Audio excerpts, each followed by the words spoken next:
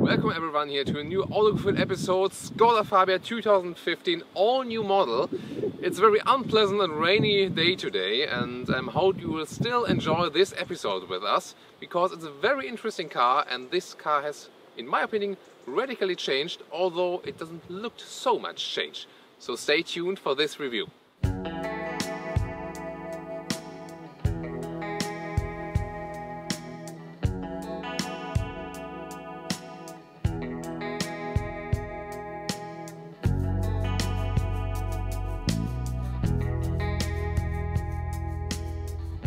It's a very important car, especially for Europe, because we have 3.5 million sold vehicles of this one since 1999.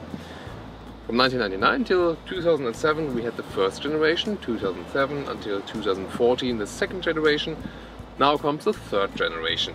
And actually we got a very rainy day here today in Portugal. We hoped we would get a little bit of sun to present you the car also from the outside. So this will be a very special episode today. We will showing you some nice pictures from the outside with good weather later on and just put them in the overlay. And I just continue here on the inside because obviously at the moment it makes no sense to go outside. But I can tell you a lot of interesting stuff on that car here. So what is the major change when you look at the outside of the car? Actually they have made it 9 centimeters wider, 3 centimeters flatter and 8 millimeters shorter. So well, 8 millimeters shorter or longer, that doesn't even matter, but it matters that it's wider and flatter, and that makes a stronger, a masculine appearance on the road. It looks way better. Also this design is more fluent now.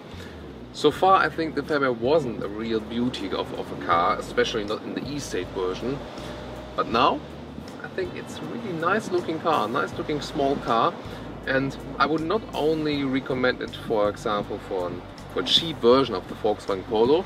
Now it's really something you would I want exactly that car because it has this particular design look. I think this is one achievement Skoda has done already now. The Skoda designers, they said, okay, we want to do something emotional now, and I think this really worked. From now on, Skoda should not only be the brand who wants to say we make cheap cars, reasonable cars, but with good quality from Volkswagen corporations, but also one that are also emotionally attractive. So these changes about the exterior, and you see also that the rear part looks a little bit three-dimensional now with the rear lights. That's also a very interesting thing now. And about the interior, well, although we have shortened the car from 8 millimeters, the interior length grew by 8 millimeters. So the space of the car is used better. And I think when I'm just sitting here in the front now, I have a lot of headroom, and basically I'm sitting quite comfortable.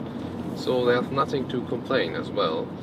And especially here now in this style version, it's the highest trim level, we also have optically attractive seats with kind of jeans color and also contrast stitches, so that also looks pretty nice. In general, I must say this car is more attractive than some of the other smaller cars, and that also helps to gain a certain unique appearance for this Skoda car. So what about the engines?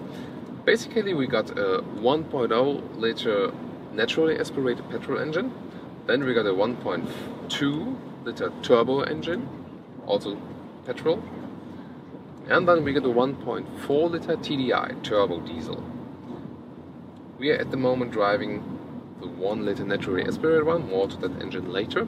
I would maybe go, because I have the experience with that one, I would go for the 1.2 liter turbo, petrol turbo, because then you can also better drive on the motorway.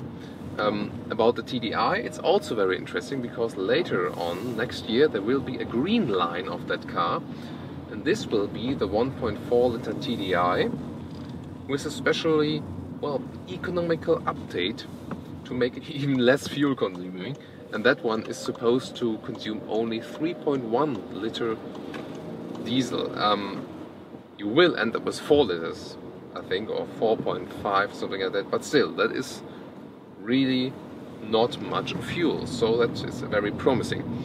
In general, they promise that they have reduced the fuel emissions of this car, and I think it really works.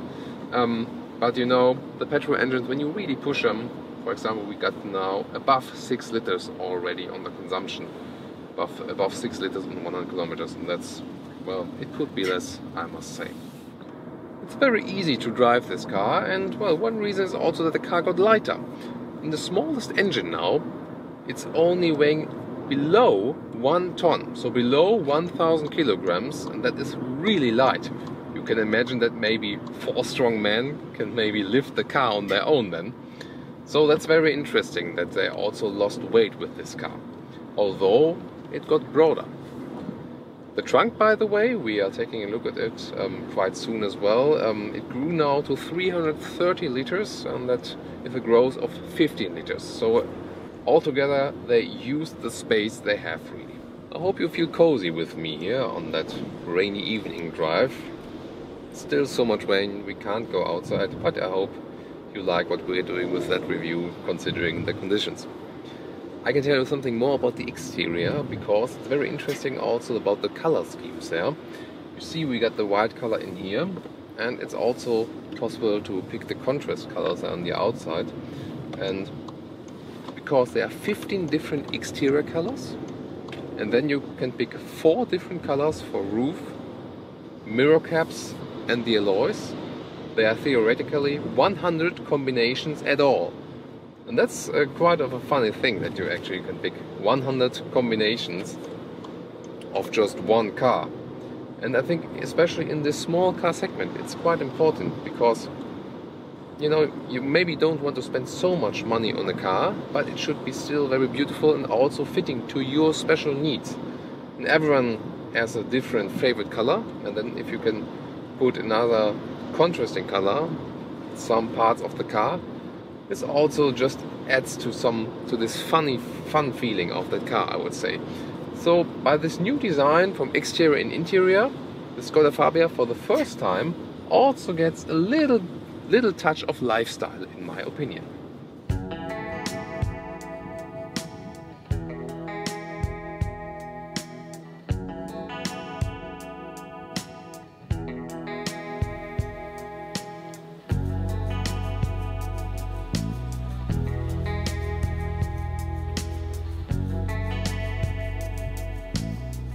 So now we have some moment just to give you a basic overview on the exterior, really, because it has stopped raining for just some minutes now. So let's begin. You see here the car is really broader now, and that looks really amazing in my opinion. It's no comparison to the Fabia before that, but it's not quite a revolution, but still I think it changes so much in my opinion. Then let's continue here in detail. Especially the headlights here now, they form one unit, and so everything looks cleaner. The designers say they want to reduce as much as possible, then it's already good. We also have here a little power dome on here. Well, it's a small car, but here we still have a slight power dome in the middle here, and that also adds to this, well, stronger appearance in comparison to the other car. Then I talked about the contrast colors on the exterior. This will be possible here on the mirror caps, then the roofline and the alloys. This one is the standard version here now.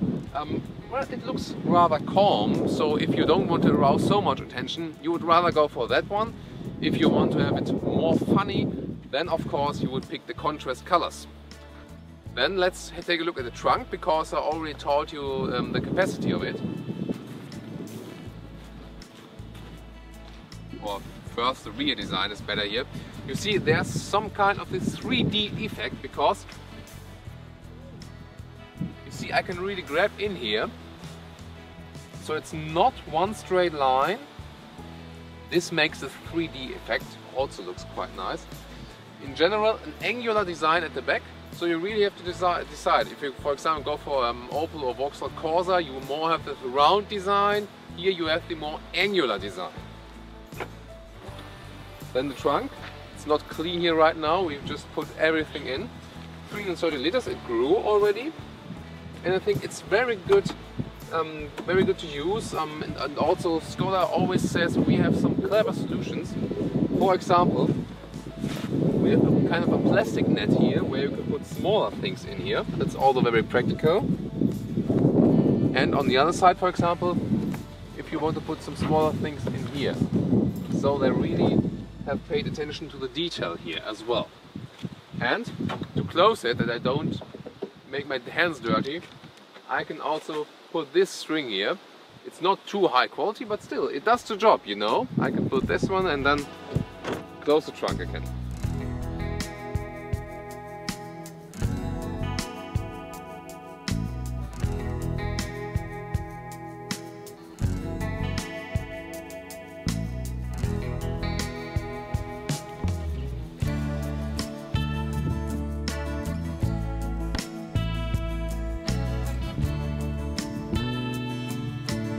Showing you the driver's seat here in the style interior, you see there's also this contrast scheme here.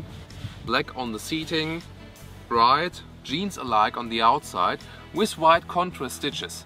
This is also very beautiful, and it's a way where you can do textile seats from fabric but still makes them look high quality.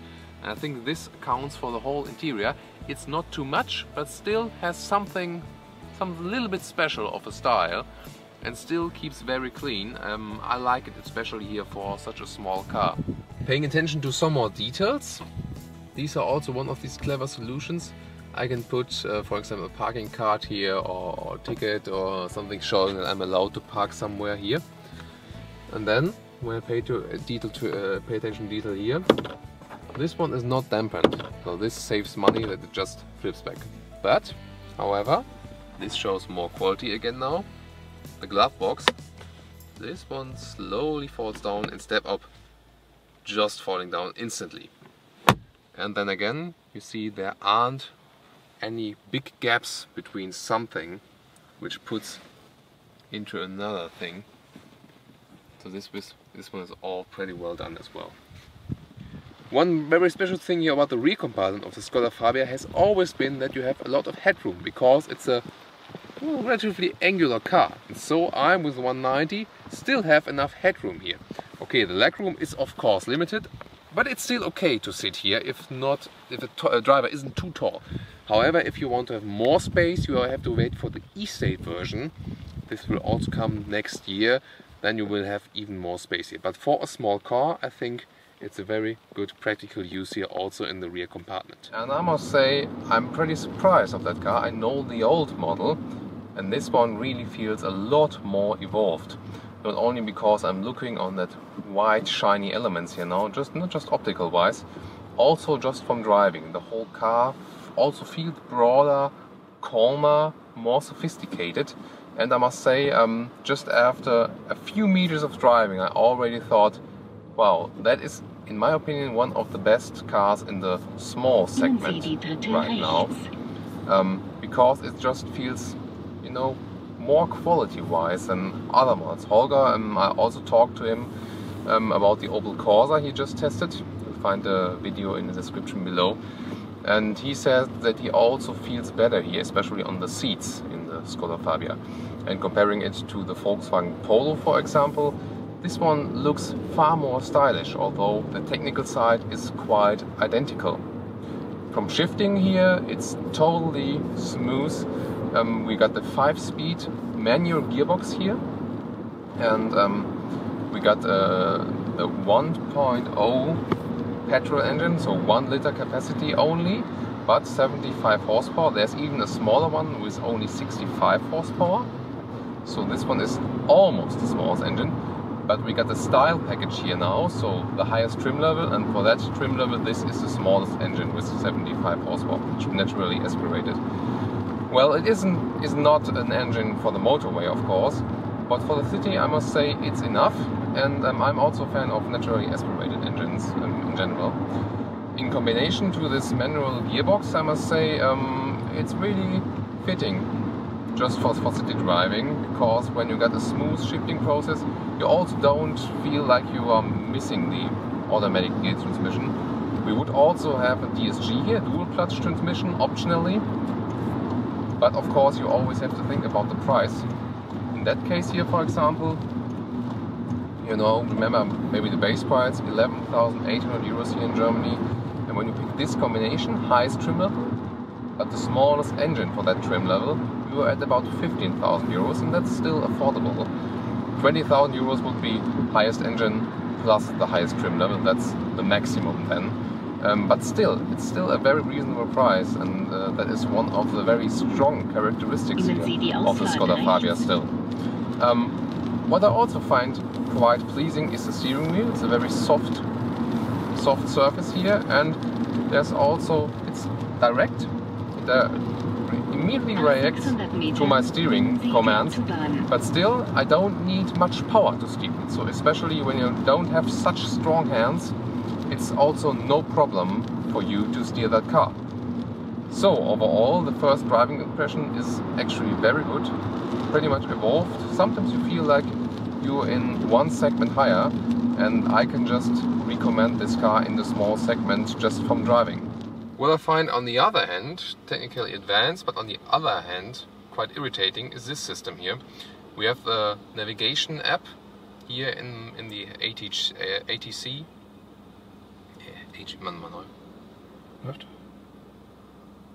What I, on the other hand, find quite nice technically, but on the other hand quite irritating, is this new system here. We got this mirror link between the telephone, the smartphone, and the navigation. So the navigation app is on the smartphone. Well, that is the idea here of, you know, connected world and smartphone integration, but I think it's very irritating because if you just put it in here and then you maybe pick up the phone somewhere and then touch something, it can happen that it just drops out and then you don't see it here and you're quite irritated. In my opinion, I'm not sure how you think about it, but in my opinion the navigation should be in there from the car, separated, and everything else on the smartphone. This is my personal opinion, because I always think that if you connect something even more than your telephone free speech, there's always a security risk, in my opinion. And I find it quite annoying that I have it just on here and sometimes it loses connection, and you know, and this also does not look quite pretty here. So I would like to have it still separated. What do you think? About the engine, 75 horsepower. Of course you cannot expect much power. But then again, if you really push the throttle, he's really turning up the RPMs. It has quite funny sound in my opinion. We're going a little bit uphill now. I think even if it's like a city like Lisbon here now, it's still okay when you're going uphill and really push the RPM. Also the sound, I think, is quite pleasing in comparison to a turbo engine, because a turbo engine, they often scream so loud, and here it's not the case. So now when we go on the motorway, 60 to 80, it's downhill now, but well, you always have to be, when you're driving such a small engine, you have to foresee the traffic even more, because you cannot fastly jump in some gap in the traffic. You really have to plan, okay, do I make this gap or not? In this case, you rather won't make it. Now we're going uphill here on the motorway. See, there isn't still much happening. So it's definitely not an engine for the motorway. So while we are in traffic here now, I can tell you something more about the interior. We got basically 3 design lines, also for the interior. It's active, ambition and style.